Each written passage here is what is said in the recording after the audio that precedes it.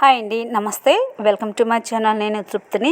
ఇవాళ రెసిపీ వచ్చేసి తోటకూర పెసరపప్పు. చాలా టేస్ట్గా ఉంటుంది. ఎలా చేయాలో చూపిస్తాను, చూడండి ఒకసారి.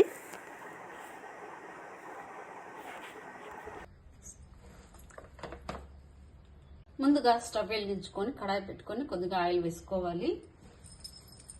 ఇప్పుడు ఆయిల్ వీట్ అయ్యాక ఆవాలు, జీలకర్ర, శనగపప్పు ఈ మూడు వేసుకొని కొంచెం లైట్గా వేయించుకోవాలి.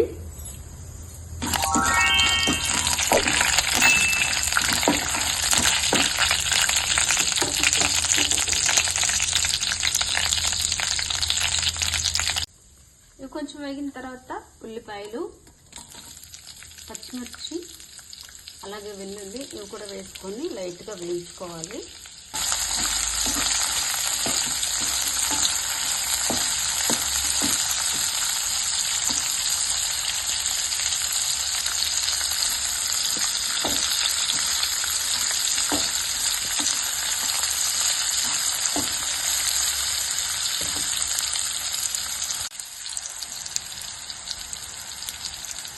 అలాగే సన్నగా కట్ చేసి పెట్టుకున్న 2 టమాటాలు ఇవి కూడా వేసి వేయించుకోవాలి.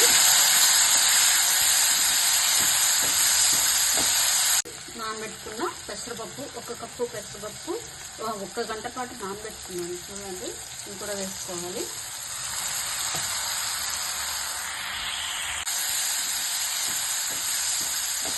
ఇప్పుడు ఈ తోటకూర కూడా ఇందులో వేసుకోవాలి.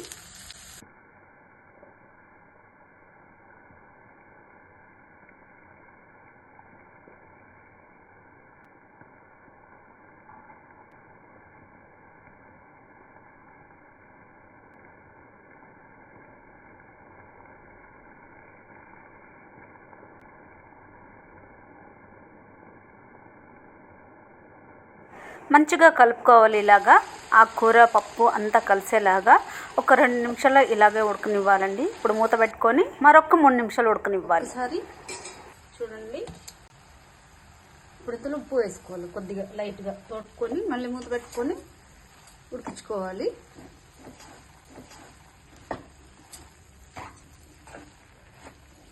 ఇది రైస్లో కానీ బాగుంటుంది. ఇప్పుడు మూత పెట్టుకొని ఒక 5 నిమిషాలు ఉడకనివ్వాలి. సో చాలా బాగుంటుంది. ఒక సైడ్ డిష్ గాను. అలాగే నేను రైస్ కూడా పెట్టేసాను. చూడండి, అక్కడ పక్కన రైస్ కూడా పెట్టేసాను. పచ్చి కొబ్బరి టేస్ట్ బాగుంటుంది. పచ్చి కొబ్బరి వేసుకుని